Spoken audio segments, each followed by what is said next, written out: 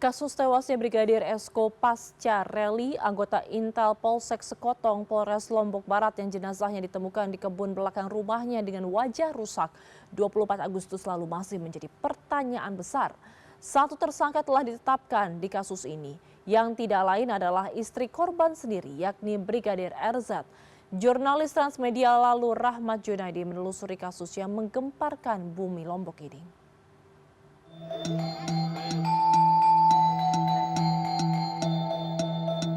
Tidak mampu. Sempat yang saya lihat mukanya sudah tidak ada. Mukanya tidak ada. Tinggal tengkorak.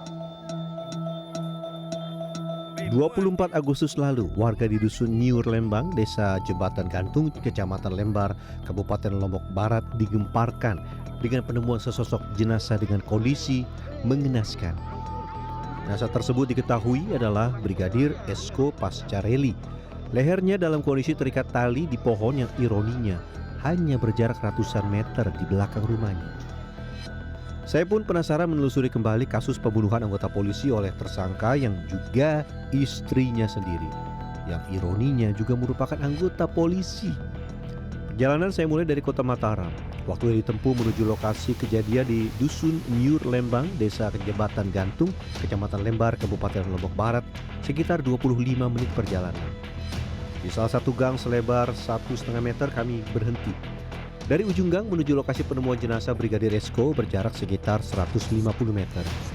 Ya, pemirsa, di sinilah tempat ditemukannya jenazah Brigadir Esko Pascarelli, anggota Intel Polsek Sekotong, Polres Lombok Barat pada tanggal 24 Agustus tahun 2025 lalu. Garis polisi masih dipasang di sini. Kemarin sudah dilakukan rekonstruksi dan di tempat inilah sebuah seutas tali yang mengikat lehernya dipasang di pohon ini. Lokasi penemuan mayat Brigadir Esko hanya berjarak 10 hingga 15 meter dari permukiman warga. Di mata warga, korban sehari-hari berperilaku baik, namun jarang di rumah. Dia juga sering nyumbang di masjid, gitu. Sering nyumbang dia.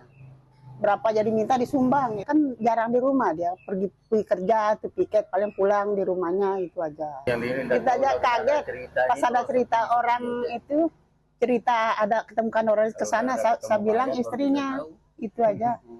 Mana Esko dia piket, kenapa kemudian telepon tidak bisa ditelepon Bin, itu saya tahu. Nah itu aja saya tahu. Sehari setelah ditemukannya jenazah korban Esko, Direktur Reserse Kriminal Umum Polda NTB menyatakan berdasarkan hasil otopsi yang sebelumnya dilakukan di Rumah Sakit Bayangkara Mataram, korban diduga mengalami kekerasan. Arahnya ini ada ke pasal ada dugaan kekerasan. Penganiayaan mengakibatkan meninggal dunia. Oh gitu. Masih kita dalamin lah, karena kan kita masih penyelidikan ini kan, masih dalam. Yang pasti kita akan maksimal untuk mengungkap ini. Karena menjadi atensi juga. Setelah melakukan serangkaian penyidikan, aparat kepolisian akhirnya menetapkan Brigadir RZ, istri Brigadir Esko, menjadi tersangka. Pada Senin tanggal 29 September 2025, anggota kepolisian Resor Lombok Barat dan Polda NTB melakukan rekonstruksi dengan menghadirkan tersangka Brigadir RZ. Dan sejumlah saksi dihadiri oleh para kuasa hukum kedua belah pihak dan dari pihak Kejaksaan Tinggi NTB. Rekonstruksi dimulai sekitar pukul setengah 10 waktu Indonesia Tengah hingga pukul setengah 4 sore. Rekonstruksi memperagakan sebanyak 50 adegan.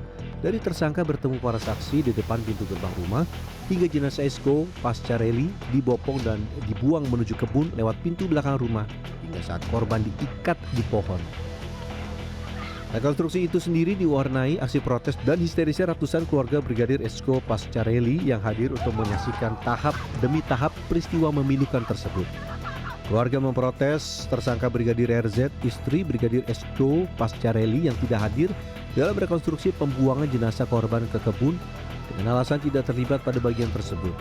Warga pun menyoraki petugas yang menjadi pemeran pengganti saat korban dibopong dan dibuang di bawah pohon sebuah kebun.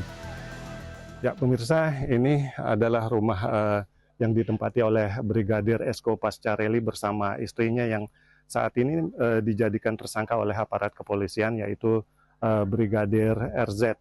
Ya pemirsa, di belakang saya ini adalah salah satu pintu rumah Brigadir Esko Pascarelli yang pada rekonstruksi kemarin dilakukan oleh aparat kepolisian dan menunjukkan bahwa sebelumnya almarhum Esko Pascarelli sempat dibopong oleh sejumlah orang, ada 2 Mr. X sebelum jenazahnya dibuang ke lokasi kebun di belakang rumah ini.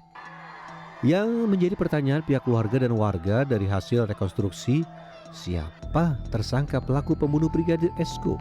Apa motif pembunuhan dan siapa yang berperan membopong jenazah korban lalu dibuang ke kebun di belakang rumahnya? Karena diyakini tersangka dalam kasus ini lebih dari 1 orang. Sementara masih satu. Sudah ada motifnya nggak? Ya nanti kita kasih perkembangan penyidikannya bagaimana, bisa bertambah atau tidak. Kalau motif sejauh ini bisa Mohon maaf, sebentar masih kami rahasiakan Pak. Kami akan melaksanakan konstruksi rekon yang selanjutnya, adegan selanjutnya. Kalau yang bersangkutan menolak itu hak tersangka. Ya kalau bantah ya itu kan hak tersangka Mas ya. Kami tidak bisa mengintervensi atau memaksa yang bersangkutan untuk mengakui. Sementara saksi sebentar saya hitung sekitar 7 Mbak. Sampai penemuan di TKP Pak ya? Ya.